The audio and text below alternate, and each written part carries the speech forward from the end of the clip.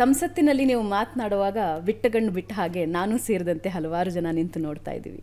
ನಿಮ್ಮ ಒಂದು ಸ್ಟೇಟ್ಮೆಂಟ್ ಯಾವಾಗಲೂ ಒಂದು ಹೆಡ್ಲೈನ್ ಆಗುತ್ತೆ, ನಿಮ್ಮ ಒಂದು ನಡೆ ಯಾವಾಗಲೂ ಒಂದು ಹೆಡ್ಲೈನ್ ಆಗುತ್ತೆ. ಕೇವಲ ಕರ್ನಾಟಕಕ್ಕೆ ಮಾತ್ರ ಅಲ್ಲ, ದಿಲ್ಲಿಯವರೆಗೂ ಕೂಡ ಅದೊಂದು ಹೆಡ್ಲೈನ್ ಆಗುತ್ತೆ. ಹಾಗೆ ಒಂದು ವಿಶಿಷ್ಟ ತಂತ್ರಜ್ಞಾನದ ಮೂಲಕ ಸಾಮಾನ್ಯ ಜನರಿಗೆ ಬಹಳ ಕಡಿಮೆ ಗೊತ್ತಿರುವಂಥ ವಿಷಯ ಇದು.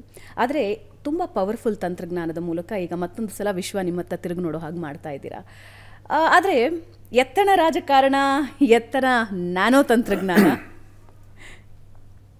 ಹೆಂಗೆ ನೋಡಿ, ಜಗತ್ತು ತುಂಬ ದೊಡ್ಡದಿದೆ. ನಾವು ಎಷ್ಟೋ ಸರಿ ಅಂದ್ಕೊತೀವಿ ನಾವಿರುವಂಥದ್ದೇ ಜಗತ್ತು ಅಂತ ಅಂದ್ಕೊಂಡ್ಬಿಡ್ತೀವಿ. ಅದೇ ಭ್ರಮೆಯಲ್ಲೇ ಇರ್ತೀವಿ. ಹೊರ ಜಗತ್ತನ್ನು ಇಣುಕಿ ನೋಡ್ತಕ್ಕಂಥ ವ್ಯವಧಾನ ಕೂಡ ನಮ್ಮ ಹತ್ರ ಇರುವುದಿಲ್ಲ, ಬೇರೆ ಬೇರೆ ಕಾರಣಗಳಿಂದ.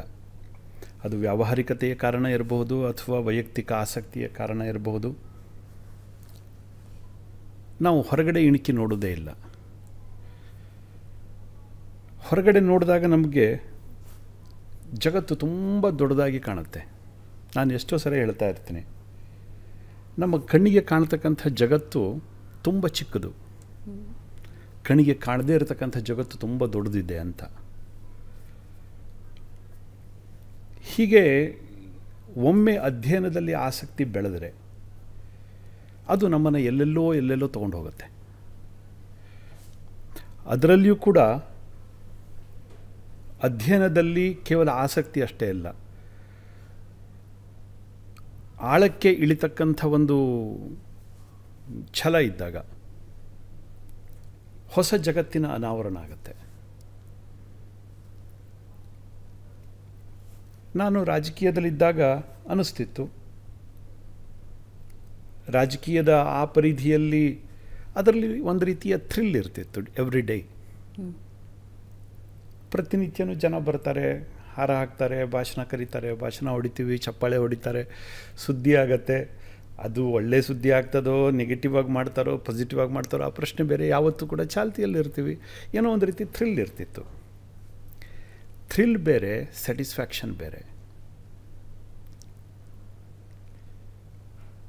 ಥ್ರಿಲ್ ಇದು ಜೀವನದಲ್ಲಿ ತುಂಬ ದಿವಸಗಳ ಕಾಲ ಆಸರೆಯಾಗಿರುವುದಿಲ್ಲ. ಅದು ಆ ಕ್ಷಣಕ್ಕೆ ಮಾತ್ರ, ಆ ಕ್ಷಣಕ್ಕೆ ಮಾತ್ರ. ಕೇಳುಗರಿಗೆ ಮತ್ತು ನೋಡುಗರಿಗೆ ಮತ್ತು ನಮಗೂ ಕೂಡ ಒಂದು ಕ್ಷಣದಲ್ಲಿ ಆನಂದವನ್ನು ಕೊಟ್ಬಿಡುತ್ತೆ. ಆದರೆ ಜೀವನ ಹಾಗಿರುವುದಿಲ್ಲ, ಜೀವನ ಬೇರೆ ಇರುತ್ತೆ. ಒಂದು ಕ್ಷಣದ ಬದುಕಲ್ಲ, ಬದುಕು ದಶಕಗಳ ಒಂದು ಸಾಧನೆ ಆಗಿರಬೇಕು. ಕ್ಷಣ ಮಾತ್ರದ ಆನಂದ ಬದುಕಾಗಿರಬಾರ್ದು. ಕ್ಷಣ ಮಾತ್ರದ ಭಾವನೆಗಳು ಬದುಕಾಗಲಿಕ್ಕೆ ಸಾಧ್ಯನೇ ಇಲ್ಲ. ಸೊ ಈ ನಿಟ್ಟಿನಲ್ಲಿ ಆಳಕ್ಕೆ ಇಳಿದಂತೆ ಜನರಿಗೆ ಏನು ಬೇಕು, ಏನಾಗ್ತಾ ಇದೆ, ಹೊರ ಜಗತ್ತು ಹೇಗೆ ಹೊರಟಿದೆ, ಅದರ ಅವಶ್ಯಕತೆಗಳೇನು, ನಮ್ಮ ಪರಿಮಿತಿಯಲ್ಲಿ ನಾವೇನನ್ನು ಮಾಡಬಹುದು, ಎಲ್ಲದನ್ನು ನಾವು ಮಾಡಲಿಕ್ಕಾಗೋದಿಲ್ಲ. ಜಗತ್ತಿನಲ್ಲಿ ತುಂಬ ಸಮಸ್ಯೆಗಳಿದೆ. ಎಲ್ಲ ಸಮಸ್ಯೆಗೂ ಎಲ್ಲರೂ ಪರಿಹಾರ ಕೊಡಲಿಕ್ಕಾಗ್ತದಾ? ಆಗೋದಿಲ್ಲ.